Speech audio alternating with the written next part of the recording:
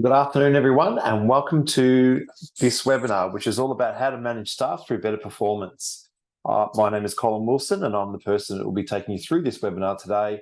I just want to make sure that you can see me and hear me through this webinar. So just want to make sure if you could do that. So if someone could go into the chat box and say, yes, Colin, I can hear you and we can see you, that is absolutely fantastic. Today's webinar is a free webinar, and it is going to be recorded, and it will be up on our website for future reference. And also a copy for those who don't attend the webinar today will be sent out to people who have registered. We have over 50 people who have registered for this webinar, so it's a very hot topic.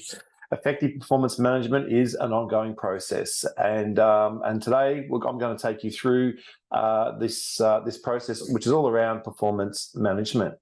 So today I'm going to cover understanding performance management, what is it, and how to conduct successful performance reviews, because I think it's important that we're always taking our staff on our journey, and the process for managing underperformance, and then we'll have a bit of a Q&A at the very end. Okay, so a little bit about me. I'm the owner of Key Business Advisors. Love what I do. We do lots of work in many spaces around business strategy and growth, people and culture. We're an outsourced HR business. Love doing the leadership and the sales training. We employ 12 staff who are dedicated to help organisations and companies to go from good to great. All right, so our mission is about taking a business from good to great. That's what we do. And why am I explaining this? Well, when we're doing performance reviews with our staff, whatever your mission and purpose is in your business, that should also be part of the discussion of when you're doing a performance review. And our purpose is to take our customers on a journey to help them through their business, through all aspects of employee engagement and performance. So, we help companies, get that engagement with their team, and which will help increase performance. Happy staff will actually help you grow your business. Okay, so as we talked about before, there are 4 key pillars to our business. These are the key pillars, and as I said, these are things that we love to do within our business. So think about this, just getting warmed up, getting started. Grow your staff and grow your business. So a lot of small businesses are time poor, and what happens is they don't have time to do reviews or have those one-on-one conversations with their staff. But one of the things I always talk about is, well, what is your biggest expense in your business? And normally wages is one of the biggest expense of a business, if not the biggest expense. So therefore, my encouragement is that you should always be trying to invest your time into helping your staff perform at a level that is acceptable for the business, which will help grow your business.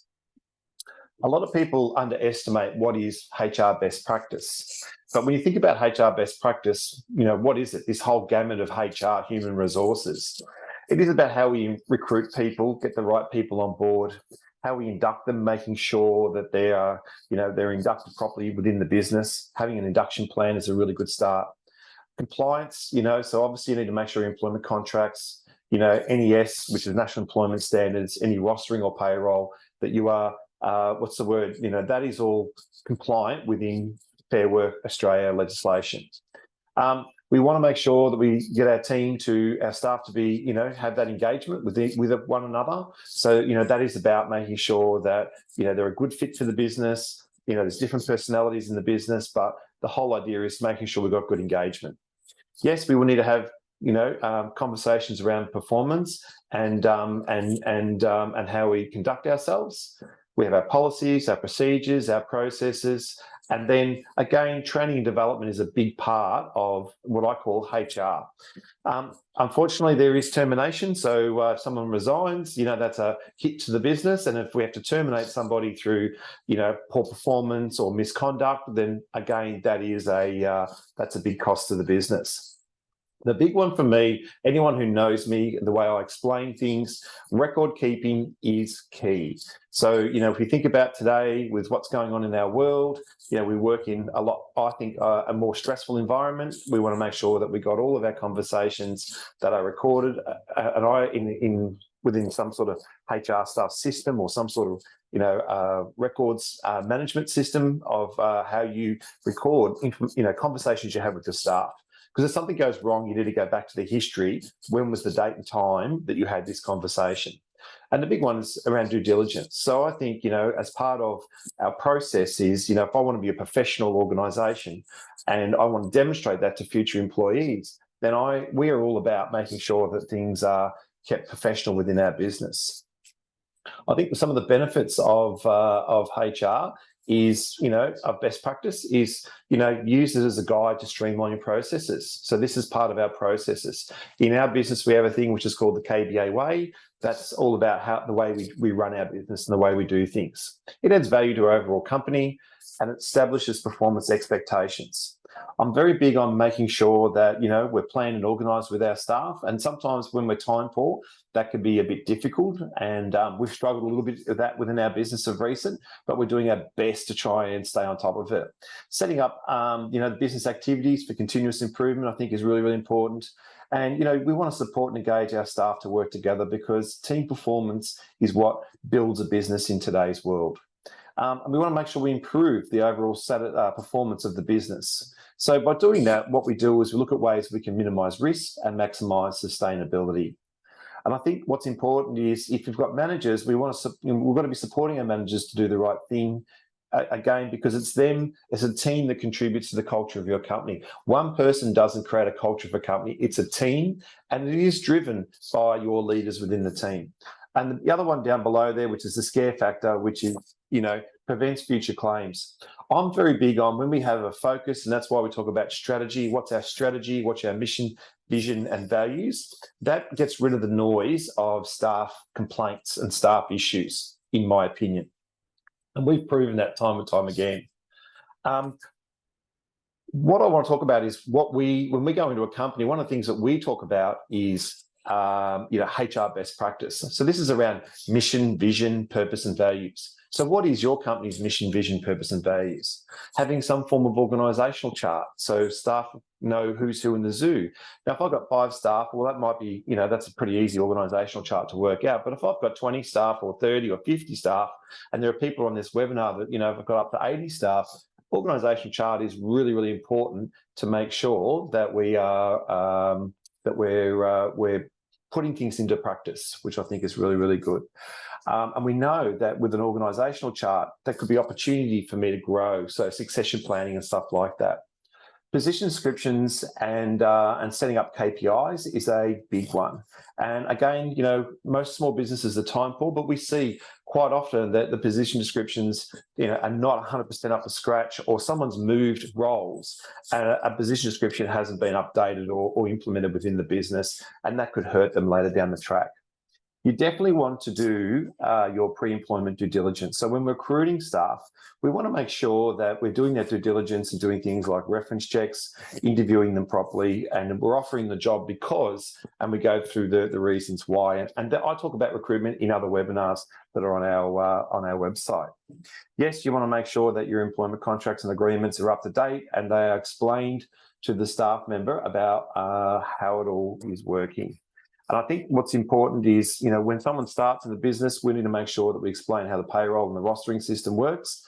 And, what are some of your policies and procedures around rostering is a big one if you have, a retail business.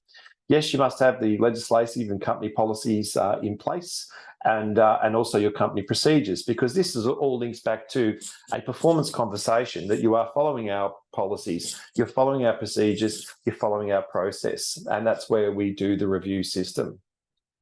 We want to make sure we've got performance reviews and cancelling set up, understand the termination process. And for me, if you've got a good HRIS system in place that does all the record keeping, all the record management, I think that is absolutely perfect for your business. Okay, so I've got someone trying to Teams me, which is hilarious. Okay, so let me get into the first topic, understanding performance management. So what is performance management? So a lot of people think performance management is you're in trouble. I've got to performance manage you, but it's not. Performance management is covering that whole aspect of the employee life cycle. So performance management kicks in from, a job description, setting up, KPIs and accountability. So this is the job analysis. how we recruit, when we're looking for talent and staff, and we're setting expectations and performance standards when we're onboarding somebody. That reward and recognition, I think, is really, really important. We do performance appraisals, which is my next topic. And then, we have those disciplinary processes that we have in our business in setting standards or coaching for the poor performers. We might create like a performance improvement plan for employee who's underperforming. And I think what's important is feedback. So, feedback is really, really important, of how somebody's actually performing within their business. And that doesn't have to wait till a performance review. That could be every day. That could be at the end of each week. We're always trying to keep people, up to date with how they're actually performing. A lot of the time you do a really good performance appraisal, people want, or having a performance conversation, people want to know you can be constructive. You can tell me what I need to do to improve. I think that's really important, because what that does is it sets really good standards and alignment between yourself and the employee of what you want them to do. A big part of, performance management is that skill gap analysis. How do we help staff, learn and develop and grow within our business? So that coaching and mentoring, and making sure that we're training based on the skill developments that we need within the business.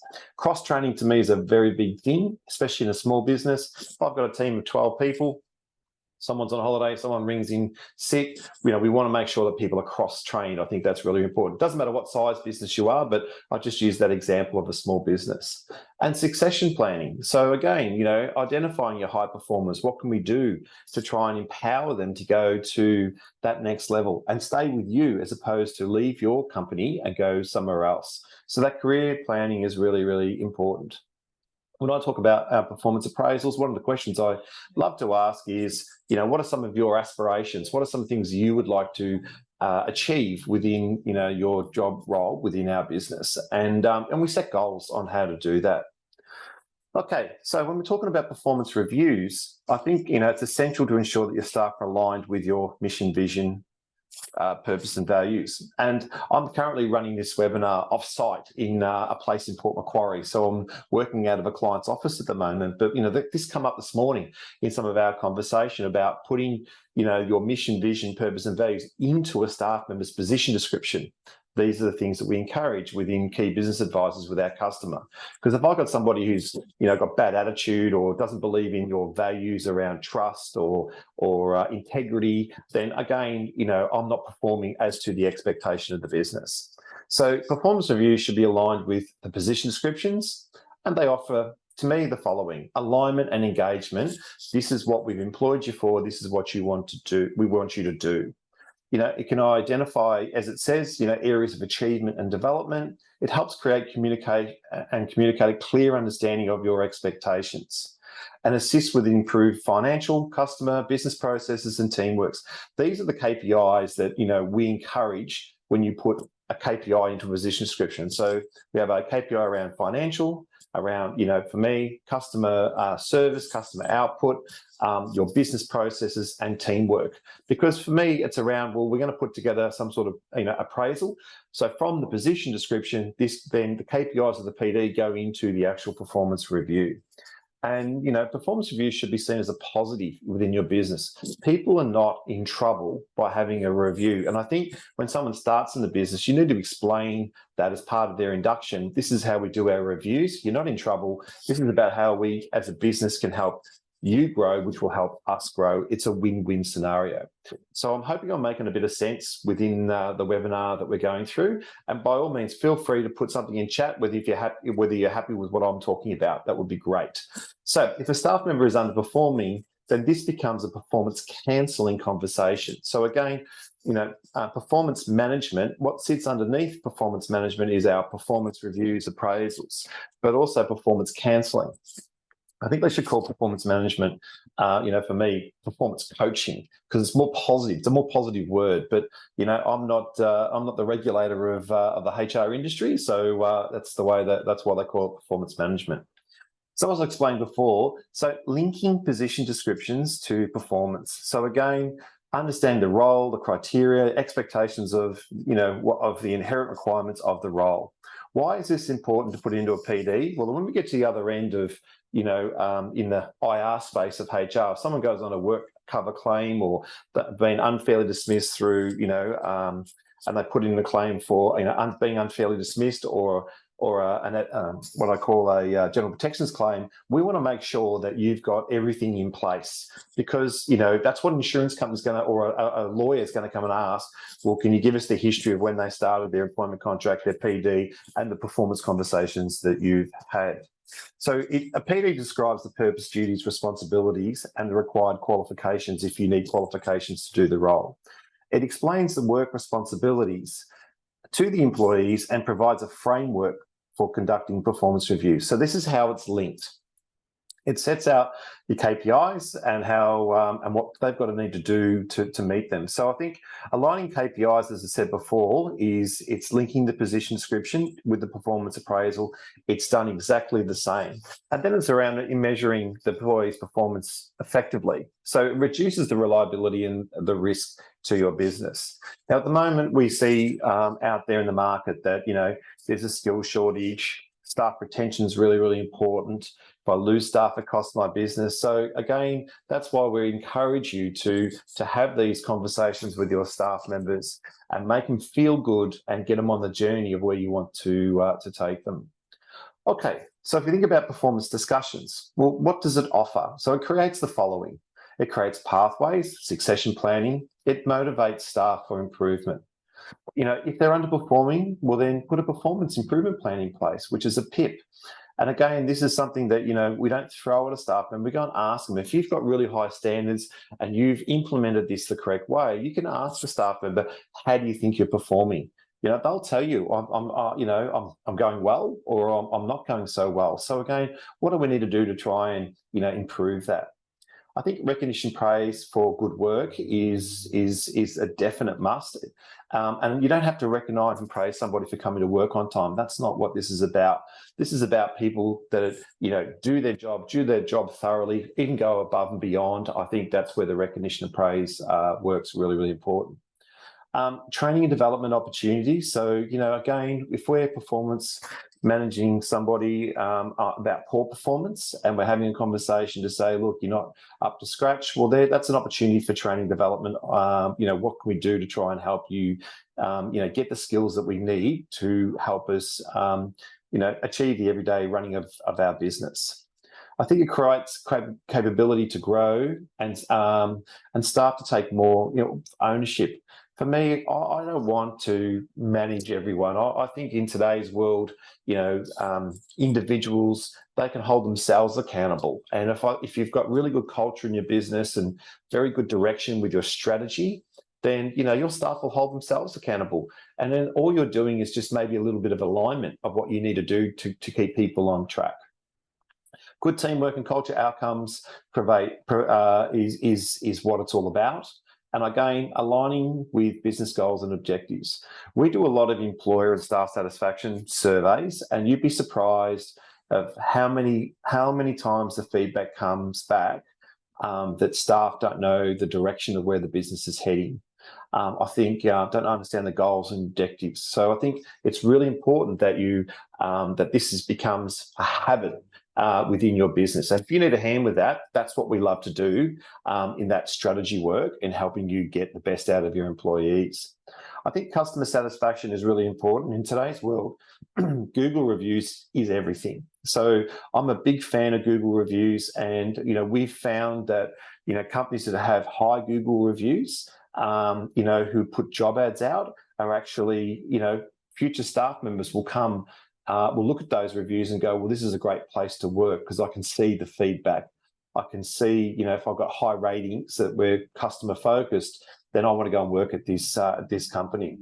And of course, Google reviews, if you've got people who are prepared to do it, well, that will also help you with referrals and repeat business.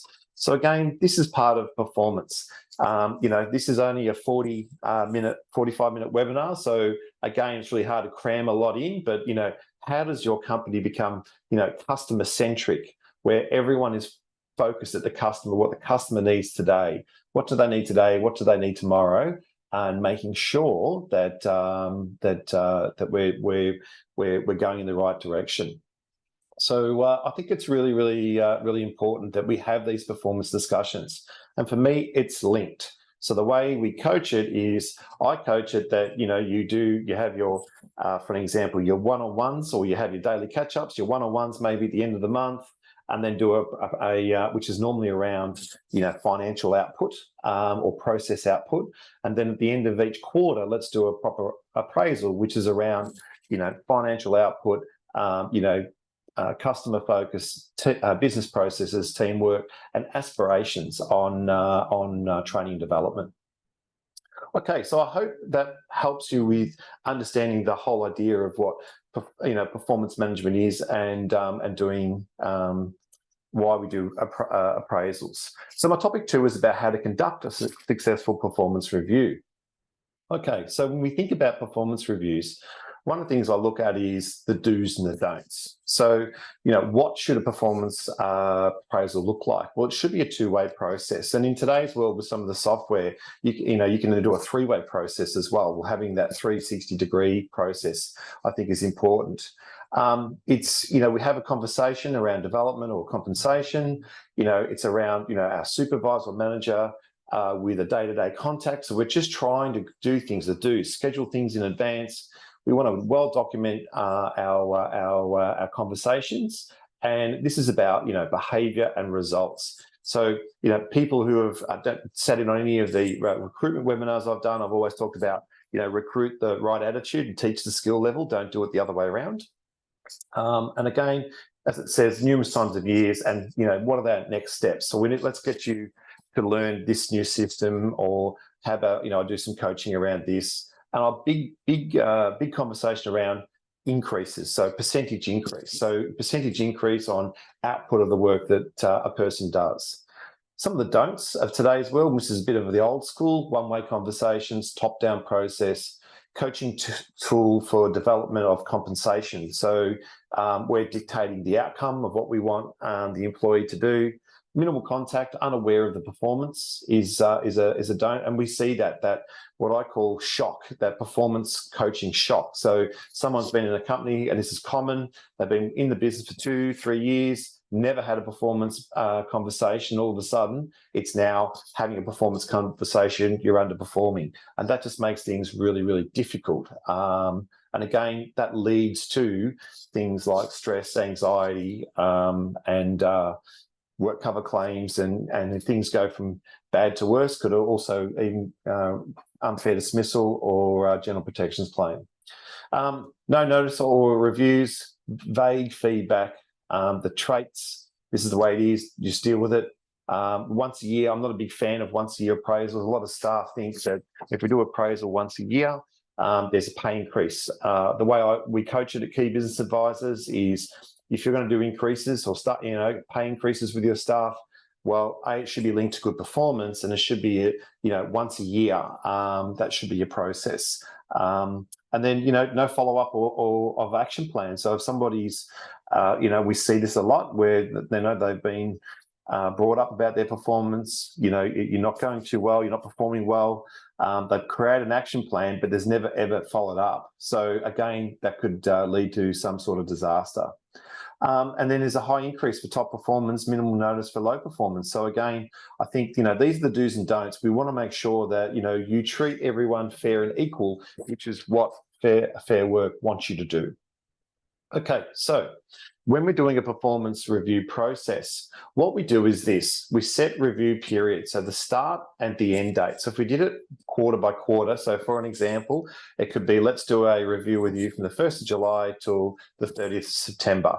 There you go. We schedule the dates, when will the reviews be held and be completed by. So we send out, I always believe 10 days notice, 7 to 10 days notice. We're doing a review. This is what the review is, and we send out the review. We send out the performance appraisal.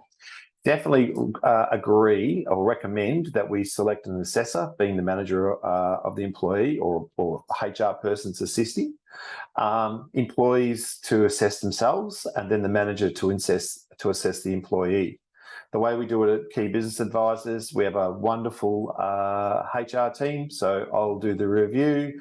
I'll have one of my leaders, they'll also assess the employee, and then the staff member assesses themselves. And then we just sit back and have a conversation about, around the KPIs of how they feel that they've achieved, what we feel we've achieved. And then sometimes there's alignment, and sometimes there might be a bit of misalignment, which creates further conversation. And again, a performance appraisal or a performance review, an employee is not in trouble. It's about providing feedback on how to, get you to stick to the goals and objectives of the business and what we want you to do as an employee. So we provide the performance review document prior to the discussion. So I think, again, I'm a big believer. You don't want to have shock. You want to give somebody, here's an example of the feedback of the review, go and do your assessment. And then, so when we have that face-to-face meeting, it's very much an open conversation. After the meeting, you confirm the outcomes and, if any, any action items that they need to do, and you complete the review. So again, that's a very simple review, and there's many templates that are out there, but this is the way that we coach it and believe what creates a really good performance review process. So again, when we think about templates, so, you have a performance review template, here's an example of, objective, how it's measured, and then you can see 1 to 5, does not meet its expectation, nearly meets expectation, fully, often or constantly exceeds. Employee puts their comments, manager puts their comments. So in a HRIS system that we have, we always recommend a product called Enable HR because you can do this electronically, and in the modern day world today, I think that's the way to do it. So if anyone wants a demonstration of that product, by all means, just contact us at Key Business Advisors. And again, so we've got our, example of our processes. So you can see, here are the KPIs, and then again, we submit the review. So and you can see down where my cursor is at. So we've got, business process, customer satisfaction, financial results, teamwork, planning and organise. So again, those two areas are there, which would be some of their objectives from the previous review. That's how it pretty much works. I just talked about a HR information system. It's a great tool. Again, we recommend Enable HR, and if anyone wants a demonstration, by all means, please contact us, and the HR team will be more than happy to show you this product. And there's 70-odd HR systems out there in the market right now. I always look back to what do my team like to use, and there's some great other systems out there, but our team always favour Enable HR because of its functionality and how the system actually operates. Okay, so my topic 3. So I hope I've covered that on how to conduct a review, and reviews should be seen as have a bit of fun, a bit of laughter, a bit of smiles. We want to make sure that it's a positive experience. If somebody is underperforming, well, okay, because of our record keeping and doing our due diligence that I spoke about before in having HR best practice, there is a process for managing staff who are underperforming. All right, so performance cancelling. So when employees' behaviour or conduct or performance falls below the expectation or the standards of the business, as it's detailed into a job description and the induction process, performance cancelling and disciplinary action can be really useful. So again, the purpose of performance cancelling is to assist the employee to improve their performance or behaviour, but not to terminate them at the first sight of a problem. So again, if you did terminate somebody at the first sight of a problem, then that's going to be, that could be very costly to the business. There is definitely a process to follow, and should there be any form of misconduct, then this can become very costly if the process is not followed through, following the right process. So how we win a client, very rarely do we have a customer that contacts Key Business Advisors to say, I want to improve the overall aspects of running our business. We want to implement HR best practice. That's probably about 20% of the customers that come on board with us. The 80% of customers who reach out to us are in a situation of one of those 4 things below: a work cover claim, an unfair dismissal, an adverse action claim, or a general protections claim. And it's basically, it comes back to it's frustration. And what they want to do is they want to try and get this fixed. And again, sometimes if I haven't done all the record keeping and put the right processes in place, then that makes it very difficult for the employer to put their case forward. So there's different types of warnings. Oops, sorry, didn't do that. There's different types of warnings. So for an example, you have, informal or a verbal warning, right? Giving verbal warnings. Now, again, in my company, I mean, that's as part of HR process. Verbal warnings for us, we always say that if it hasn't been written down, then it didn't happen. Because when it comes to, if I go back to that previous slide, which is work cover claim, unfair dismissal, adverse action claim, or general protections claim, when something like that happens in a company, the lawyers, the insurance company, they want evidence that conversations have happened, date and time stamped, if that makes sense. When did it happen? What was the conversation? And what was the outcome of those conversations? So again, if I've got a work cover claim, we're in a different world of today. We have, psychosocial hazards that have been implemented, or they've been implemented around Australia. Victoria is not too far behind, but if I've got a work cover claim, if I've injured myself and I've broken my arm, well, like you can see, I've had a physical injury. But now, if it's mental health, then that's called psychosocial hazard. So again, under duress stress, or being worked too hard, or the expectations have been set so high, it's beyond my capability of hours that I need to work to try and get the job done. So again, I think it's important that we make sure we do these appraisals and we have those one-on-one conversations and we document those conversations. So again, an informal, I want to have an informal chat with you, or creating a verbal warning. Then we have a written warning, final written warning, first and final written warning, termination or termination for misconduct.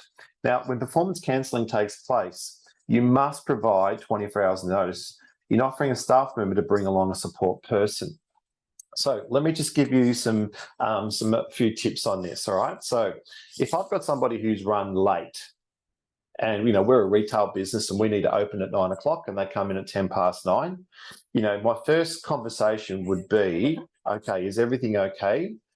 You've run late this morning, and we open our doors at 9 o'clock, and our expectations is you need to be here at our business. I would like you to be here 10 minutes before your shift, or 5 minutes before your shift, so you're actually on the floor when we actually open the doors. That is the expectation. So we want to find out if the person's okay. They might say, look, you know what, I've just been held up in traffic. Okay, well, you didn't follow our process. You didn't follow our process by phoning in or messaging in that you're going to be late. So again, we're setting those standards. You might just document that. To be honest with you, if it was just one-off, I probably wouldn't document it, but you might want to document it, because if it happens in 2 days later, the next step is, well, okay, it's happened again. I just want to make sure you're okay. You were late 2 days ago, and this time you're 15 minutes late. So, and then we start bringing in the conversation, look, our business hours and part of your employment agreement is you need to be here at 9 o'clock ready to start. That is when I would start putting the record in. So they were late 2 days ago. They're now being late. The weekend comes and goes, and on Monday morning, they're late again. This time it's half an hour late. Yes, they've messaged in, but again, that's not part of the expectations of the business. So I'm now having a conversation, you were late, and I'm going to take it to another level and pretty much say, you've been late twice last week, you're late the third time. Our business can't sustain you being late. We need to open the doors at 9 o'clock, and we want to make sure that you're okay, but as a business, we need you to be here on time. And if you are late in the future, then this may lead to a further conversation about your performance, because you're not performing as per the job role. So the person that runs late, then I would set up, like, for an example, 24 hours notice, and then follow the process of, you're just not performing to the expectation of the business. They run late another week later, and you go and execute and terminate the employee by giving the 24 hours notice, saying we can't sustain this because you can't continually be late. I've got 5 examples of running late. And, should they put in unfair dismissal or anything like that? No, we've had conversation. There's a history of record keeping. I just want to say why it's so important that you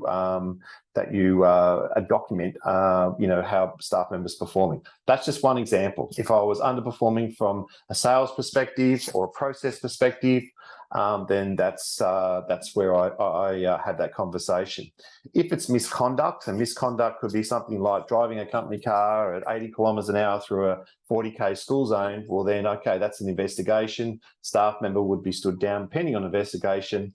And that could be instant termination because they put the business at risk, they put our lives at risk, and your brand is written all over the car that potentially could hit the front page of the Herald Sun or even a current affair doing a write-up. So again, the termination process. So I hope I've explained that a lot as best as I possibly could. But again, that's where our 1300 for advice is really, really important.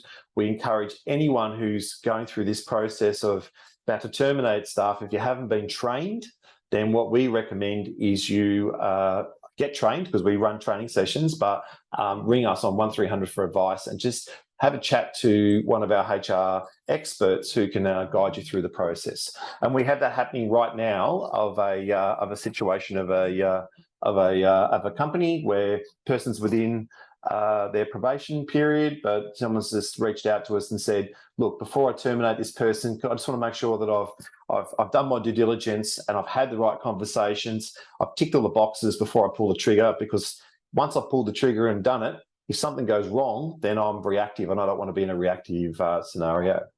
So termination of employment is when employment with an employer ends. So employment can end for many different reasons. It could be a resignation, they could be fired for dismissal, and it really depends on how we talk about following the rules about the dismissal, notice and final pay. And again, we've seen it where people are about to terminate somebody. They're not well prepared, it gets a little bit heated. And again, we don't want that. We want to make sure that it's done professional in today's professional standards. And again, if you lose a valued long-term staff member, then, you should, conduct a staff exit interview with them to find out why they're leaving and get the feedback on how to improve. And again, we're an external company, so you're always going to get a better response from somebody who's leaving as opposed to somebody who does it internally with a company. There's some documents you can have a look at, which is around, our free HR checklists and our culture. Because again, this is what we're trying to build. We want you to be proactive with the way you manage staff and not reactive, and that's why performance conversations are really, really important with your team.